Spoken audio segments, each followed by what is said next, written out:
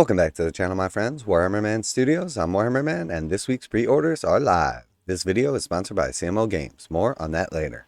Alright, so we got this week's pre-orders. There's a bunch of Chaos stuff, bunch of Sigmar. Everybody's getting excited for Sigmar 4.0. Let's take a look at what we got here and why Games Workshop sales are falling off a cliff. So obviously with the big announcement of the price increases coming next month, and then Games Workshop conveniently taking their distribution center warehouse offline prior to it, has sparked a bit of controversy.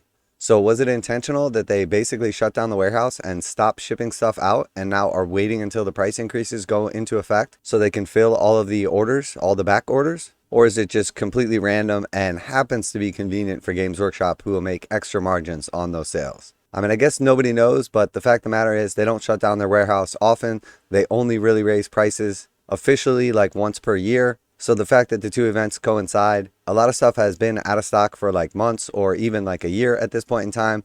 And then suddenly the warehouse is going to come back online. They're going to ship out all these back orders and they'll all go out for sale with the new price increases in effect. I guess could be a complete coincidence, but I vote it's intentional. They've done this before in the past where I've had stuff on order for months at a time. They haven't filled the orders. The price increase goes into effect. And then suddenly all these things that are on back order ship out at the new increased prices. So we can give them the benefit of the doubt and say it's just completely random and a coincidence. But the fact that they're always focused on maximum profits, making the most money, and raising prices until it's unpalatable tells me that it was probably not just a convenient coincidence, that it was all planned. So that being said, there is definitely a massive exodus in the community. A bunch of people are upset about the new prices and just throwing in the towel, moving to 3D printing, alternative games, or any of the other alternatives out there. And honestly, it's a shame. But the truth is, we're already seeing it reflected in people's Games Workshop purchases. I personally have noticed a lot of people talking about it. Sales are definitely down since that price increase was announced, and they were already kind of tapering leading up to it.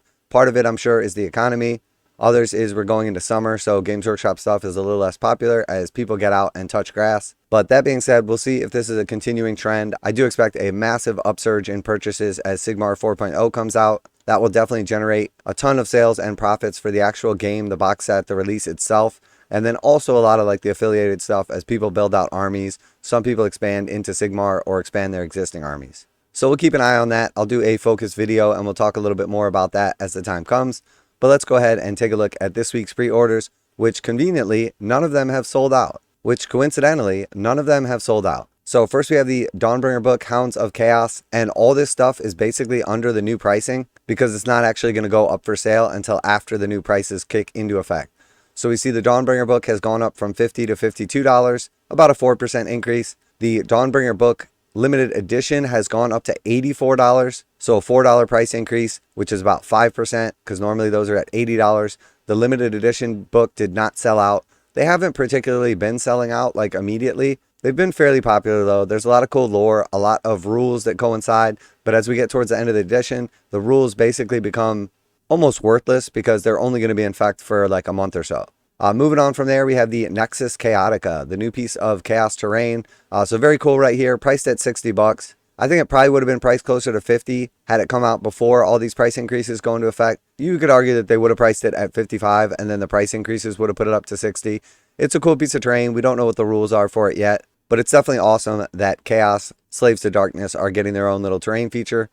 And then we have the Darkoath Wilderfiend, previously available in the box set, so he didn't actually have a price. $60 for him. Beautiful model. I expect a lot of people to be using these for like Demon Princes, cool conversions. Definitely a big fan. Not sure why they did the online only on this guy, but if you're going to pick up this guy, if you're interested in any of the Darkoath stuff, there's still tons of the Darkoath boxes out there. I would definitely grab those up instead, as there's a lot of value based on MSRP in that box. All right, and then moving on from there, we have the Darkoath Chieftain on Warsteed. Another just absolutely awesome, amazing sculpt. Priced at $52. A lot of the mounted cavalry characters were priced at $50, so $2 price increase, about 4%. Darkoath Fellriders have gone up massively because we got to look at, these were basically just the Marauders on horseback, which were priced at $45. This is a brand new kit. It's beautiful. It's much better. But to go up from 45 to 62 is about a 33% price increase. So when you factor in the actual price increases, the new sculpts and everything, that's still a lot to jump up for 5 mounted models. They are cool, but again, the box has way more value if you're looking at them. And then we see the Darkoath Marauders. So previously, these were the regular Marauders. It was $45 for 20 of these guys. So if you were going to buy 10, it would have been $22.50. So they basically went up. They got a new sculpt. These sculpts are absolutely amazing. Way better in my opinion. The old ones were super old and super dated. But basically half the old box set would have been $22.50. So this is essentially like a 150% price increase. Double the price would have been $45. Another 50% on top of that is basically what they did. So they did like a 150% price increase on the previous iteration of these. Now, should they come in 20s and just be a little bit cheaper, or should they be in 10s and closer to like 45 or 50 bucks? Either one of those I think would have been a much more acceptable option. This is a great kit. They're super cool, but they are like basically easy to build models with limited options. 58 bucks for 10 is just absolutely ridiculous. Again, if you're after these guys though, go for the box set because you get 20 of those and it's a way better deal. Now a quick message from today's sponsor. CMO Games has been selling Games Workshop products online for over 20 years. They carry the full line of Games Workshop products, including Warhammer 40,000, Age of Sigmar, Necromunda, Blood Bowl, paint tools, and more. Almost all Games Workshop products are priced at 15% off MSRP. CMO Games takes pre-orders for most Games Workshop products released at their earliest date possible. 12:01 a.m. on Saturday, they go live. Most of these pre-order products are also priced at 15% off MSRP. CMO Games offer free shipping in the US 48 with an order of $50 or more. Their customer service is top-notch and they ship most orders within 24 hours. Visit CMOGames.com using the affiliate link in the description and let them know that you heard about CMO Games from Warhammer Man. Now back to the video. Then we have brands Oathbound. So we have seen these little character packs going up like slowly over time. The last iteration was like 65 bucks, then they went to 70, and then we saw the Callus and Toll box go to 75, and now these guys are priced at 79.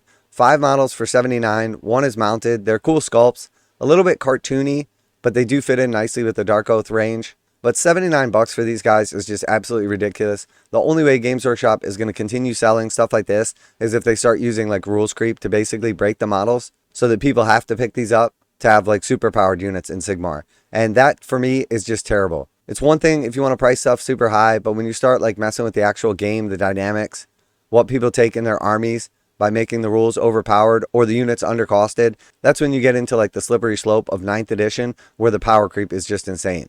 Now, I don't know if that's what's going to happen, but at 79 bucks, this is an easy pass for me. Oftentimes, I would pick up these character packs because they're super cool. The actual individual models are beautiful sculpts. Reminds me of like the Warhammer Underworld stuff, and they're great for like dual purpose in D&D. But for 79 bucks in this box set, I'll either not use them at all or convert my own. I think this is ridiculous. So moving on from there, we have the Dawnbringer Slaves to Darkness, Abraxia. So this is a new model right here. Super cool, super chunky, very cool sculpt. I haven't taken a look at the rules, but I would imagine they're pretty good. I'm not really focused on the Sigmar rules right now until the new rules come out because they're just going to change. There's no reason to familiarize yourself with what they have now when we have less than a couple months to use them with that existing rule set. That being said, this box, basically 3 Varangard and then the character. There's no way to guess what the character is going to be priced at. It is a big, super chunky, detailed new character sculpt, but we know the 3 Varangard are 110 bucks. So I did go ahead and pick up one of these. You're basically paying 50 bucks for the character plus the Varangard. You can get them from somebody like CMO Games at a nice discount. Save yourself 15% and free shipping. So it's still a nice box set, still a nice little discount. And then also I do expect the Varangard to be going up as well. So I expect them to go from like 110 up to at least 115, probably more than that. So for me, this was worth picking up. We'll have to see. I think this is probably going to be priced somewhere around like 70 or 85 bucks. And I did want Abraxia at some point in time to paint up. Super cool model. Awesome potential for conversions as well. I could totally see some people strapping some guns to this and using it in 40k. I could totally see people swapping out the rider and putting somebody else on top. It actually looks like it could belong in Cruel Boys. And I do love like the new sculpts and the new direction. Games Workshop is going back towards like a little more grimdark. So then moving on, we have Krethusa the Croneseer. First time offered on her own. 60 bucks for her. That definitely feels pricey. She's a nice, cool character model. She is a nice centerpiece, a beautiful sculpt, but 60 bucks is just ridiculous for this. All right, and then we had the new books, Realmslayer, Legend of the Doomseeker, $17.99, and then Darkoath hardback, 30 bucks for that. And then moving into Blood Bowl, we have a new resin Forge World Jordell Freshbreeze, little War Dancer action for the Wood Elves, 38 bucks for him. Like all the Forge World stuff, definitely seems overpriced to me for a single small character model. And then the new Lord of the Rings game right here. So the models are cast in gold. This is a new setup right here and a standalone game, everything included. 80 bucks for this. It's not a lot of models. It is a game on its own. Considering Games Workshop's pricing, 80 bucks for this, I'm not surprised. And then moving on, we have Sekhar, the Fang of Nulahmia. Again, really cool model right here. Love the grim dark, like kind of gangly look of it. The serpent is awesome. The cloak, everything. Beautiful sculpt. 44 bucks for her. Seems in line with what you'd expect. And then we had the Malkador Squadron showing up. It was previously delayed, 50 bucks for 4 of those. And then we have the new plushies. So we had the remake of the Nurgling right here, the Tommy plushie figure, $16.99 across the board. We have the Spanagrot coming back, and then of course everybody's favorite, the Nasha Squig. And then we have the made to order setup for the Mechanicus terrain pieces. So these have all been discontinued, some longer than others. 140 bucks for the shield generators, so it's definitely coming back at a premium. When it left the range, it was priced at 100, so 40% increase on this, made to order up to 180 days. It's an awesome piece. It's super tall, definitely one of like the outliers for Games Workshop's range, as it's super functional. It's a big centerpiece thing. It's very cool. 140 bucks, definitely on the pricey side. And then we had the Hemotrope reactors coming back at 65 bucks. These were $45 for 2 previously. So again, close to like a 50% price increase on these. They're cool. They fit really well with like the other Mechanicus stuff. But for made to order, all the benefits Games Workshop gains from it, the delay from when you order it and actually get it up to like 6 months, and the price increases, just makes a lot of this stuff an easy pass. Then we had the thermic plasma regulators coming back at 40 bucks. They were previously priced at 30 when they left the range. So again, like a 33% price increase. So massive premium Games Workshop is putting on this made to order terrain. Some super cool pieces. My only problem with these, they look awesome and they fit in really nicely with the Mechanicus stuff, but they do have like a weird height on these actual little platforms. So you kind of have to like join them up with each other because there's a lot of limited stuff that's not going to fit up with them. Everything is either a little bit shorter or a little bit taller, but it does create a little bit of a step effect, which is kind of nice. All right, and then moving on from there, we have the Alchemite stacks. So 2 big pieces right here and a few accessories. These are great. Definitely getting rare, hard to find, as they haven't been printed for a while. 65 bucks for this setup right here. When it left the range previously, it was priced at like 45. So again, close to a 50% increase. I do love the Mechanicus stuff, but the new prices are brutal on this. Then we have the Pyrlorian Incinerator. So 80 bucks for this. It's a bunch of different little Mechanicus sprues all put together. You get one of the reactors in the middle. You get 2 little sets of the platforms, and then you get a set of the actual pillar leg supports. It's a nice little combo right here, coming back at 80 bucks. I think when this left, it was 65. So not as much of a price increase, but definitely jumped up. And then we had the last 3 here. So we had the Subcloister and Storage Fane. So this is all the stuff that came in the actual starter set. These are nice pieces. I like the look of them overall. They sort of blend the Mechanicus terrain with the Sector Imperialis terrain. So if you have multiple different sets, this kind of brings your whole board together as they're sort of like a combo. Definitely a big fan of these. They're super simple. There's a ton of them around. 65 bucks for these is not as bad. And these are arguably some nice pieces. If you're just looking for a couple big chunky buildings to use, they're definitely nice for that. But I do recommend that you pick up the terrain from the starter set if you can still find it, because you can get everything included in that for about 100 bucks, and it comes with a lot more. And of course, you won't have to wait 6 months. Then we have the Conservators. These are cool little scatter terrain pieces. It's a few barrels, a few crates, and then a container, which is basically just one of the container sprues. All of that comes on it. And then the actual Servitors is another sprue.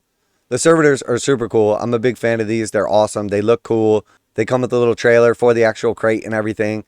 They add some nice little scatter terrain. They work well in Kill Team. 50 bucks for this setup is not that bad. I think when it left, it was 40. So it's still a little bit of a jump up, but not as much as we saw with the other stuff.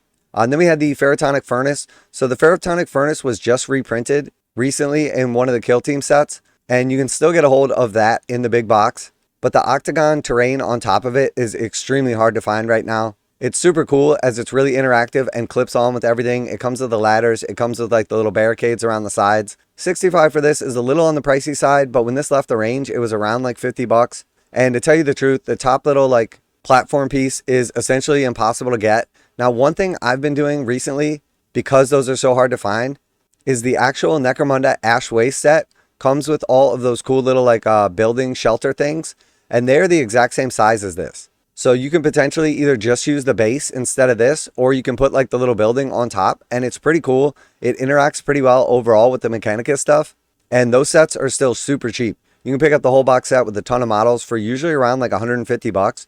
The retail on that was over 300 when it came out, and Games Workshop since then has raised the prices. So if you can grab that for like 160 shipped or something like that with tax and everything, compared to like the 300 and close to 20 they're charging now, I would definitely recommend it. It comes with a ton of models. I've picked up quite a few of them myself. The terrain that comes inside is awesome and abundant.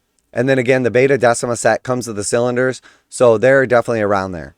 So overall, I gotta say that this terrain stuff is super overpriced. If you are after any of these pieces that are getting hard to find, I totally get picking them up. I think the number one thing for me is the Void Shield Generator. With the price increases, I haven't decided if I'm going to pick one up yet, but I have been wanting one for a while. I almost snagged one up for $100 a little while back. So we'll see, but I may lock one of these in. 140 is definitely pricey, but this thing is massive. It's definitely an awesome centerpiece. It has a load of detail, and they look really cool painted up, but I haven't decided yet. So let me know what you guys think of all the new stuff coming out here, all of the price increases, and how you feel about Games Workshop. Do you think they conveniently shut down the warehouse prior to the price increases and have been waiting to ship out stock until after they go into effect so they can make more on the margins? Because obviously if they have a bunch of stuff on back order and they just wait a few extra weeks to ship it out, and that money just goes straight to their bottom line because they were going to sell it at the old price and now they get it at the new price. It costs no more to produce. It costs no more to ship. So that's just extra profit in their pockets. So random convenience or intentional profit-driven decision? My vote is profit-driven decision. Obviously, they've been behind on manufacturing because they're preparing with Sigmar 4.0, making hundreds of thousands of the Skaventide box. But that's got to all be done by now. A lot of stuff has been coming back in stock in the United States. It's been out of stock for months or even a year at this point in time. And yet Games Workshop is still not shipping it to the shops, FLGs, online stores that have had it on back order for months now. So will all of it ship out conveniently with the new prices going into effect? I suspect the answer is yes. So are Games Workshop sales going to continue to fall? Are we going to continue to see pre-orders coming out and not selling out? Not because they're making more of them, but because less people are buying them because they're just fed up with Games Workshop? I think the answer is yes.